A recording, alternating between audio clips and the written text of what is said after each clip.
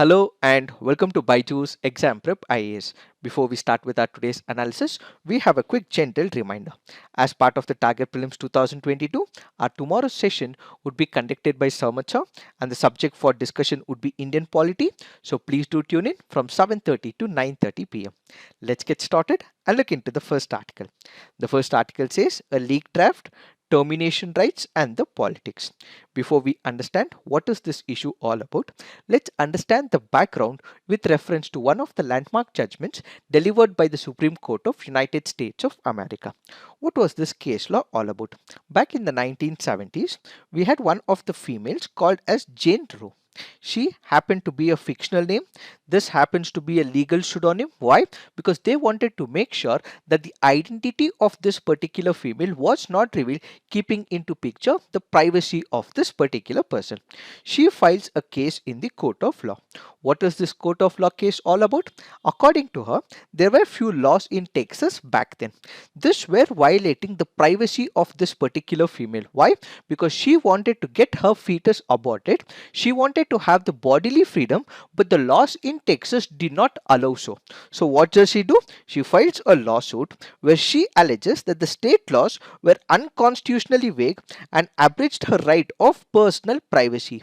And as a result, it goes to the Supreme Court of United States of America, and ultimately the Supreme Court of United States of America delivers a landmark judgment.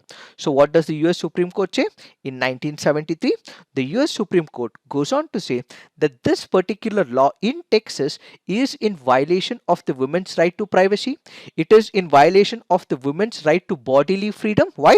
Because it is this particular woman who wanted to abort the fetus, but the laws did not allow so. So this meant it was against the right to privacy, and it went against this particular law, and also declared that abortion can be taken up by the woman, and this is with respect to her privacy, and she also has the bodily freedom. So what is this Roe versus Wade judgment all about?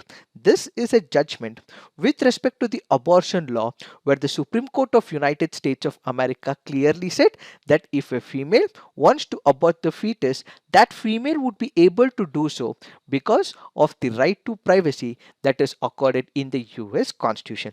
So this is what the judgment is all about. In the year 1992, the US Supreme Court in Planned Parenthood versus Casey reaffirmed the woman's right to terminate her pregnancy. Why are we discussing this now? That is because there was a document which was supposed to have been kept as a secret on the portals of Supreme Court of United States of America. This was eventually to come into public forum. However, this document has leaked right away. So the leaked draft of the Supreme Court of United States of America is planning to revisit this particular judgment, and it is also thinking of overturning the 1973 landmark judgment of Roe versus Wade that legalized abortion in United States of America. Now the question is, how did this leak happen? When we look at the leaks in United States of America, in the past there have been number of precedents and incidents where documents have been leaked. This has happened in the executive quarters. This has happened because of the internal turmoil within the folds of the executive, but it had not happened in the judiciary. In what could be a new precedent set up in United States of America, what we have now is a document that is leaked from the judiciary. So this particular leak, when we consider, might have been done by one of the judges who is close to the Liberal Democratic Party. This is where one of the question arises. What is this question? How is the appointment happening when it comes to the Supreme Court judges in United States of America? When it comes to India, we have what is called as the collegium system. But when it comes to Supreme Court of United States of America, the US Constitution provides that the federal judges, including the Supreme Court justices, are to be nominated by the president and confirmed by the Senate, which happens to be the upper chamber of the US Congress. So who is appointing the judge to the Supreme Court of United States of America? It is the President of United States of America, and the same has to be confirmed confirmed by the Senate as well. So what do we actually see? It is the political party which is indirectly involved in appointing one of the persons as the judges to the Supreme Court of United States of America. So this particular person, who might be anyone from the amongst the judges, might have been tilted in favor of Democrats, and as a result there is an allegation. So a person who is a liberal, who is a judge in the Supreme Court of United States of America, in the Supreme Court, might have released or leaked this particular document. Added to it, when we consider the United States of America and the Indian Constitution, there is another difference between the judges. What is it? When it comes to India, the judges have a fixed retirement age. When it comes to Supreme Court judges, they retire by the age of 65. When it comes to the High Court judges, they retire by the age of 62 years. However, when it comes to Supreme Court of United States of America, they serve for their life. Their terms only end if they wish to resign, pass away, or if they are impeached or convicted by the Congress. This is another major difference between the constitutions of India as well as the United States of America. Now, in all likelihood, what would happen? The Chief Justice of the Supreme Court of United States of America would ask the Federal Bureau of Investigation to look into this particular leak. This is where we also have to look into the political system in United States of America. Why is that we have to look into the political system? There are two political parties in United States of America. One happens to be the Republicans, the other happens to be the Democrats. When you look into the Republicans, they have a conservative approach. But when you look at the Democrats, what they have is a liberal approach. According to the Republican Party, the left continues its assault on the Supreme Court with an unprecedented breach of confidentiality clearly meant to intimidate. The justices mustn't give in to this attempt to corrupt the process, stay strong, say the conservatives. So when it comes to United States of America, we have the Republicans who are the conservatives, and these conservatives recite the Catholic Church's teaching, and they basically believe that human life must be respected, it must be protected absolutely from the moment of conception. So they oppose the abortions in almost all forms. So when we speak about abortions, we also have to know the political system, and one of the political parties opposes abortion in United States of America, which happens to be the Republicans. Now if we consider the viewpoint of the Democrats, Democrat Senate leader said, if the report is accurate, the Supreme Court is poised to inflict the greatest restriction of rights in the past 50 years, not just on women but on all Americans, and this will be the worst decision and most damaging decision in the modern history, says the Democrat leader. So according to the policy and political inclination of the Democrats, they are assumed to be the liberals who advocate the value of right to choose, right to my body, my right, arguing that women have the freedom and choice to be able to decide whether or not they wish to give birth or not. So they are in favor of abortion laws, and the conservatives or the Republicans, they are against the abortion laws. This is where a political angle steps into picture. In a national poll by Market Law School in Jan 2022, 72% were opposed to overturning Roe vs. Wade, as opposed to only 28% who were in favor. So there is an allegation that is now being made that the Supreme Court, which always has to take an independent stand, may have taken the viewpoint or the political angle into picture. So what will be the impact when we look into what this leaked document says? The leaked document says, in the opinion of the court, according to Justice Alito, it is said to have written that Roe was erroneously wrong from the start and that it must be overruled. So according to this leaked document from the website of the Supreme Court of United States of America, it clearly goes on to say that the judgment that was delivered in 1973 may be wrong, and the legislature should be given more powers so that they can revisit the abortion laws in United States of America, leaving it to the legislatures across the states in United States of America to criminalize or legalize abortion, and this should not be taken up easily, says this particular leaked document. So the question is, what will be its impact on United States of America and the global community? First, let us look at how it will have an impact in United States of America. When we speak about overturning this judgment, what will be its impact on the internal front? The decision of the legal right will now be based on the transient political considerations and not on the independent stand of the judiciary. So when we speak about separation of powers, what do we have? We have the legislature, we have the executive, we also have the judiciary. When it comes to United States of America, each of them have their own independence and there is clear separation of powers. So now if the judiciary is making its judgments in favor of executive and is not acting independently as it is originally envisaged, it means it is on the basis of political considerations and not on the basis of constitutional paradigms. So that will be the major issue where this particular ideological tilt is bound to suffer the entire judicial process. That's the first major problem.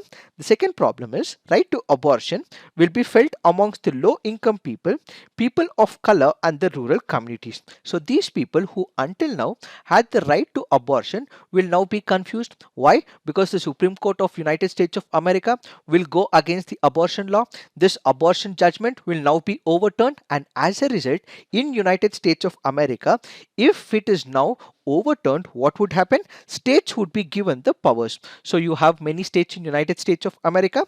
These states would be given the power. Some states where the Republicans are present, where the conservatives are present, they may illegalize it. So it means the abortion law may be completely deleted and they may have stringent provisions, and in some other states where the Democrats are present, they may liberalize it and may continue with the abortion laws as well. So in all those cases where there are Republicans or the conservatives who are against these abortion laws, in such case the women of the poor sections will be the major sufferers.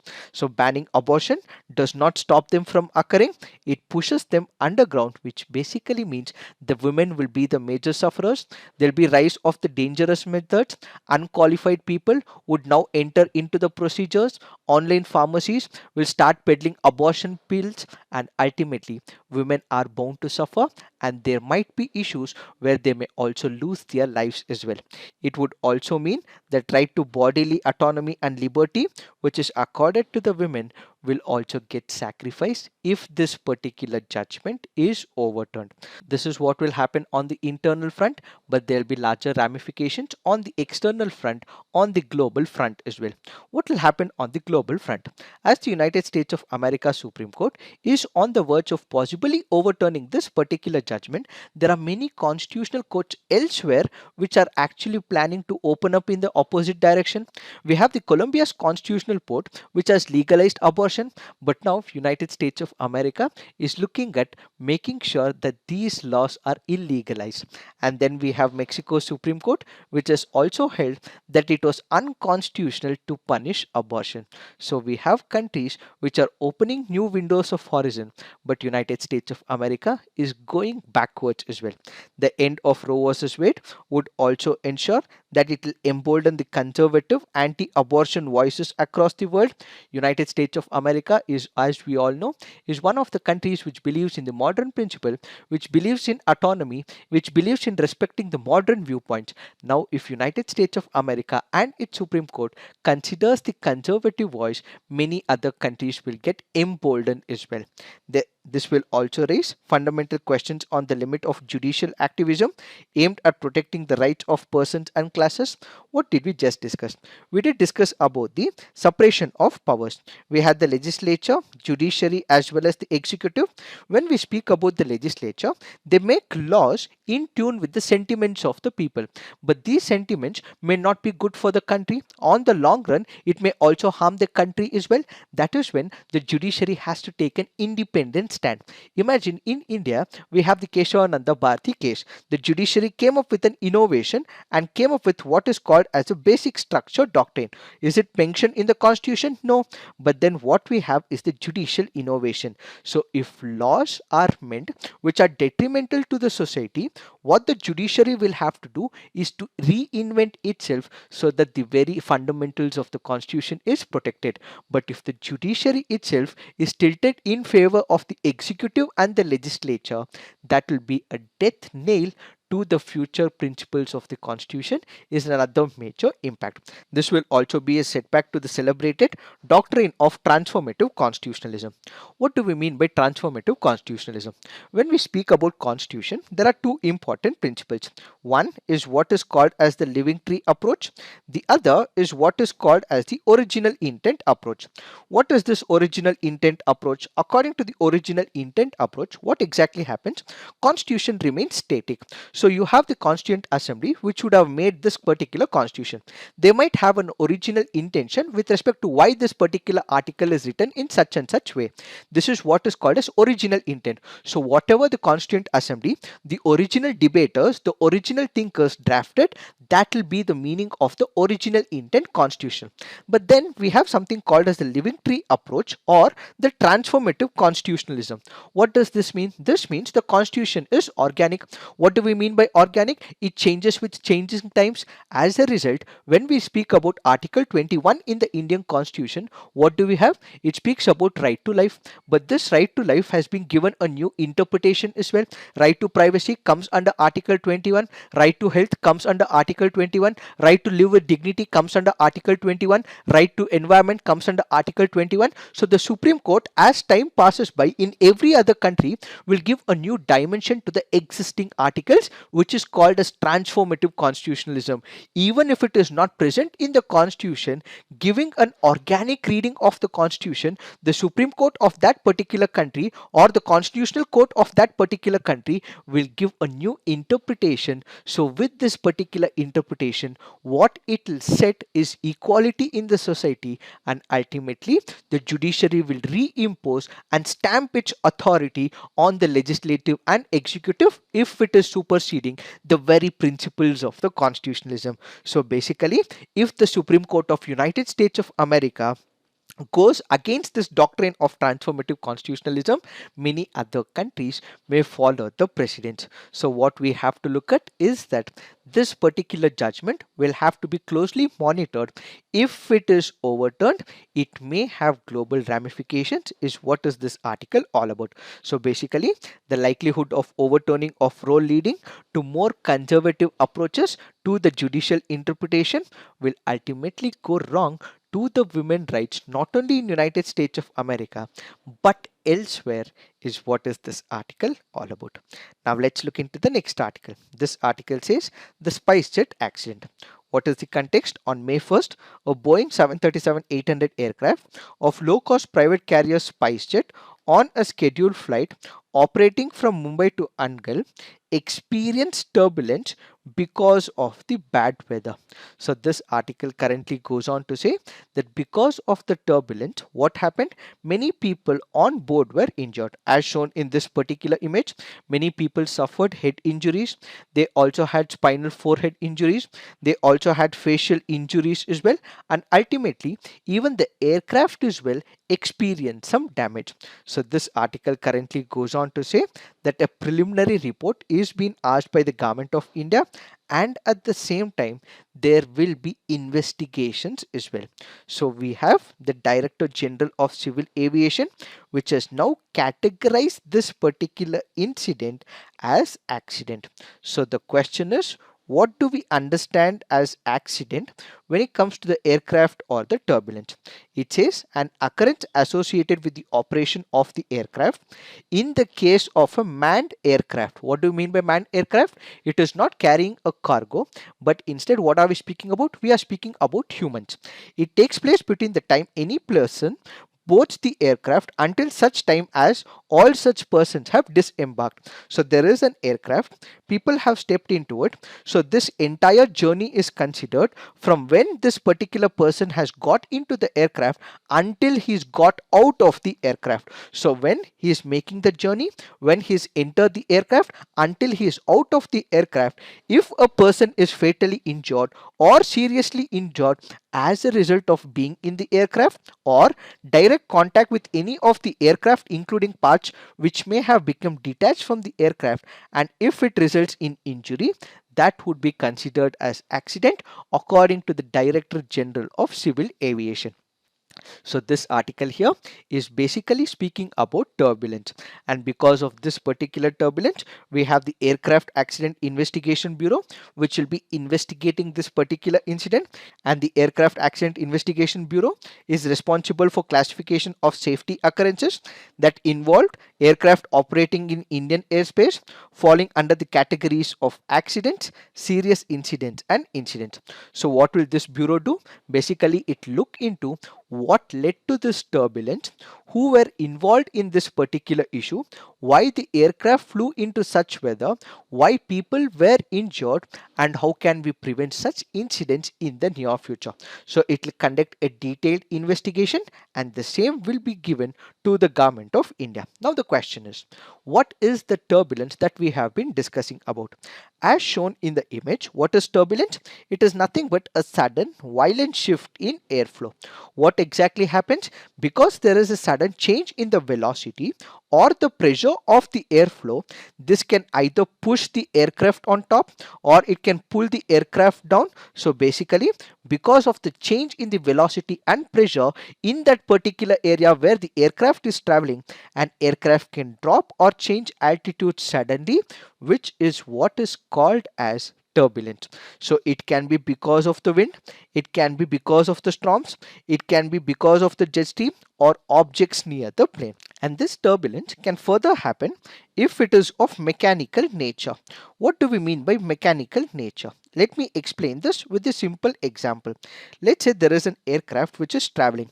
There is no interference whatsoever, but all of a sudden, let's assume there is a mountain, or let's say for example, there is a huge man-made building or a structure. So in this particular case, there is an impediment, there is an obstacle. So during this particular journey, the aircraft may witness a drop in the velocity of the wind, which may result in mechanical force acting on the aircraft. That is what is called as mechanical force. Then what we also have is the thermal force. Whenever there is a weather related issue, let's say a thunderstorm, or it can be because of the wind speed, in such case what we have is called as the thermal force which is acting on the aircraft. Finally, we also have the ocean waves as well, which also have the power to change the speed and direction of the wind along with causing the plane to rise or fall. So basically, when we speak about turbulence, it is nothing but the disruption of the airflow over the wings of the airplane which causes it to enter irregular vertical motion. Then we have turbulence intensity. This can be divided as light, moderate and severe. On the basis of intensity, this will further have impact on the aircraft and as well as what would happen inside the aircraft. If it is light, what will happen? There will be slight changes within the aircraft. This will make sure that unsecured objects may be displaced slightly, food services easily conducted, no difficulty in walking during this particular turbulence period. And if the intensity is moderate, this will have changes in the altitude, aircraft remains in positive control, there will be variations in indicated airspeed, and during this period unsecured objects get dislodged, food service and walking can get difficult in the aircraft. And if it is of severe intensity, large abrupt changes happens in altitude or attitude, large variations in indicated airspeed, aircraft may be momentarily out of control. At this particular point, food service and walking becomes completely impossible. And if it is of extreme intensity, aircraft violently tossed about and is practically impossible to control, may even cause structural damage as well.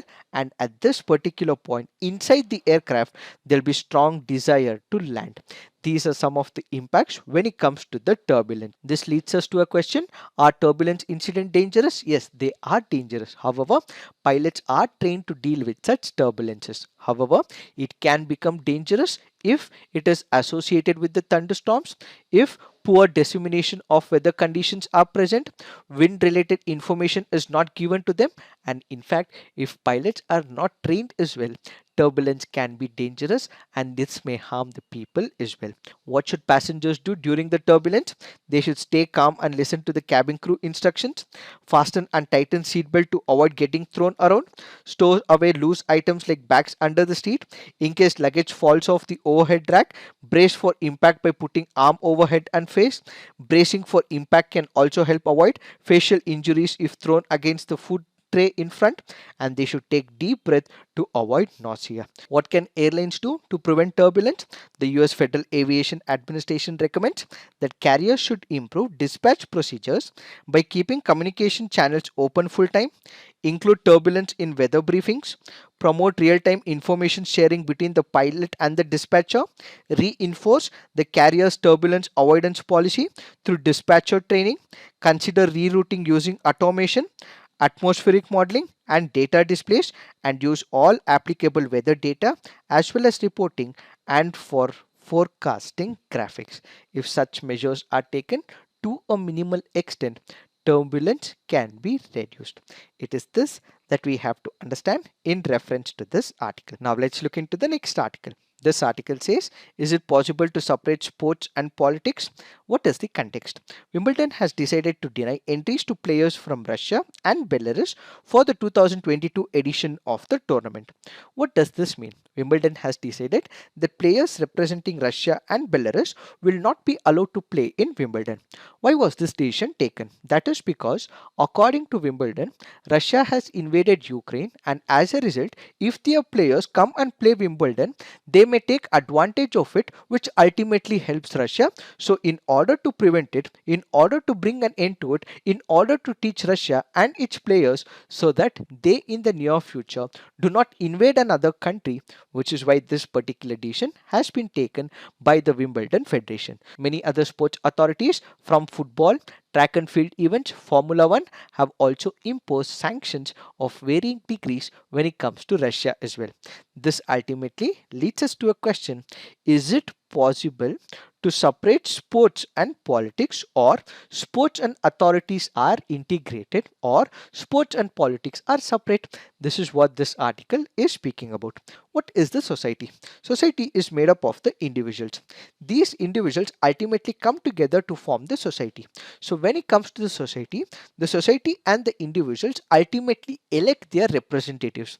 These representatives form the government, and it is the government which will also control the society. So when we speak about sports authorities, when we speak about sports bodies, when we speak about individuals playing for their country, they are all part of the society who are ultimately controlled by the government. So sport takes place within the society. It is a product of society, and society is constantly being impacted by the politics. So it is very hard to separate them, says the author. This can also be looked into from another framework. Why were these people prevented from entering this particular sporting event? That is because when we speak about sports, what exactly is sports? Apart from the show of strength, apart from the show of competition, it is also the soft power. We have in international relations what is called as the hard power. We have something called as the soft power. What is the hard power? When we speak about hard power, the military of a particular country is the hard power. It is the strength of its nuclear weapons, which is its hard power. It is the army, the navy, and air force, which is its hard power. But there is something called as the soft power, where you're not showing your strength, but you're indirectly asking and communicating to another country to an indirect means, trying to influence that particular country using the soft power mode. What is the soft power mode? Let's say, for example, the culture of the country. Let's say the films of that particular country, the Bollywood, the Tollywood, the Sandalwood, the Tollywood, and the Collywood representing India is also representing India in some other country. So the films of India will also represent in India elsewhere, which is the soft power. Then we also have the music, which is of India, that is representing India elsewhere, that is soft power. Then we also have sports, which is also the soft power. And at the same time, the food, the cuisine of India is also the soft power. Similarly, if we are speaking about McDonald's, Coca-Cola, and many other companies of United States of America, that is soft power. If I ask you what is the first thought that will come to you if I speak about Brazil, either you will say football or you will say coffee. That is what is soft power. So sports happens to be soft power, where it is planning to influence another country. So the author goes on to say that if we are barring, it also means it hits the soft power of another country, which basically means the other's country's soft power will be impacted, and as a result, that particular country may control extreme actions is another viewpoint given by the author. Added to it, when we take the precedent from India, back in the year 1974, India was to play the Davis Cup final against South Africa but had to give a walkover because of the apartheid issues. The author here takes an example. When we have such sporting events, what exactly happens? It is the sporting spirit that usually comes out. Athletes or sportsmen would have trained for number of years, but when it comes to a larger cause, let's say the humanity into picture, the human rights into picture, or the author takes the example of South Africa where apartheid was prevalent. In that particular case, India went on to give a walkover in the tennis game as well. That is to show that we are not going to play against you because you do not respect the human rights, because you are representing this apartheid movement. We are going against your principles and policy is an indirect way to ask South Africa to control its actions. So India has taken such steps in the past. So politics and sports are integrated together, says the author. The author also takes into picture the sports bodies as well. What happens when it comes to sports bodies? We have the Sports Authority of India, or we have many other sports authorities in India with respect to hockey, so on and so forth. These sports bodies in most of the countries come under the jurisdiction of the government. How? They get their money from the government, their money is paid by the government, the taxpayers' money will be taken up by the government and will be distributed to different kinds of sports, and ultimately these sports authorities will not be able to take an independent stand, and all that they have to do is stick by the viewpoints of the government. So even if the sports authorities want to take an independent stand against the government, they would not be able to do so because their entire finances are coming from the government. So the author also goes on to say that the sports authorities and the sports bodies would not be able to take an independent stand. So sports and politics are integrated. Now this is about the bodies and the organizations. How about individuals? What if the individuals want to go to that particular event? In that case, in all likelihood, the government may also seize their passports as well.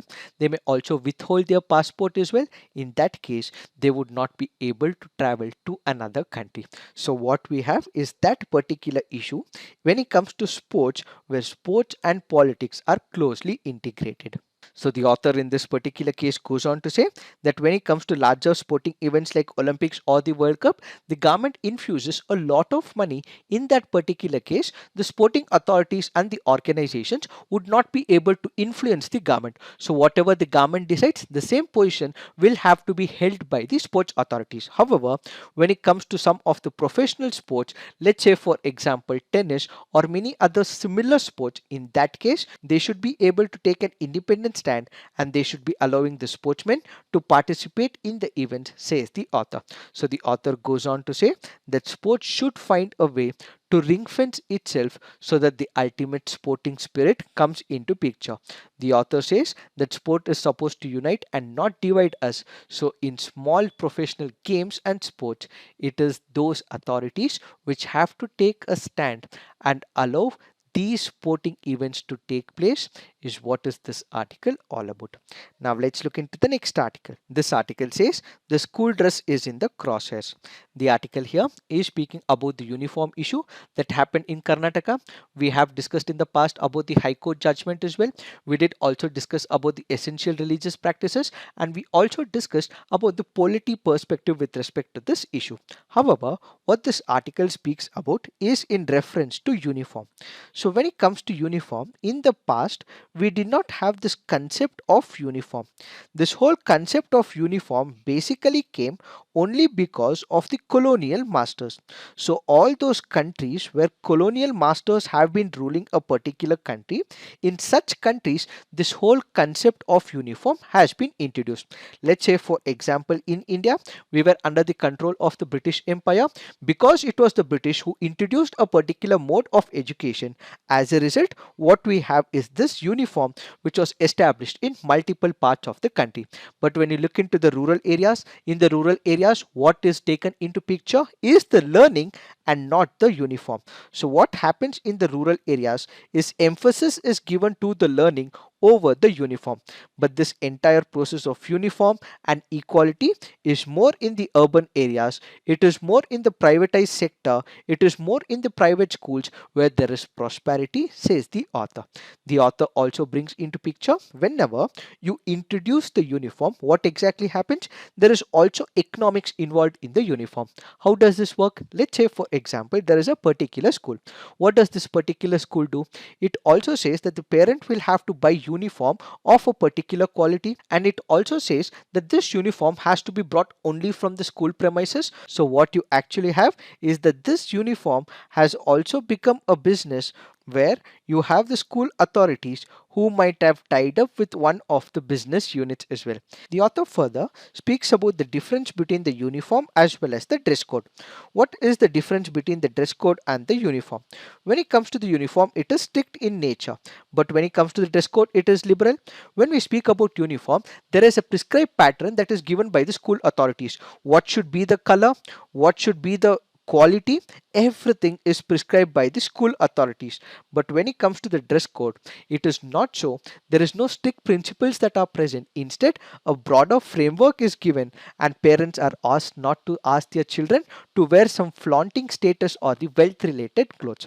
That is what is the difference between the uniform and dress code. So this article currently goes on to say, in the older times it was considered that dress code was what was important, but in the modern times we have changed this to uniform, and this uniform, which should have promoted equality, is now not promoting equality. It has become a political tool, and unfortunately there are debates about the education and uniform, says this article. So basically, the author goes on to say that emphasis should be on learning and not on uniform, and such should not be used as political tool, is what is this article all about.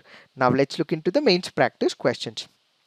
Overturning the landmark abortion ruling in United States of America will have implications for constitutional jurisprudence globally. Examine what happens when an aircraft encounters turbulence. How can airlines avoid turbulence? So please write all your answers on the comment section, peer review, and do give positive feedback to your friends' answers. So this is it for today. Thank you for watching. All the best.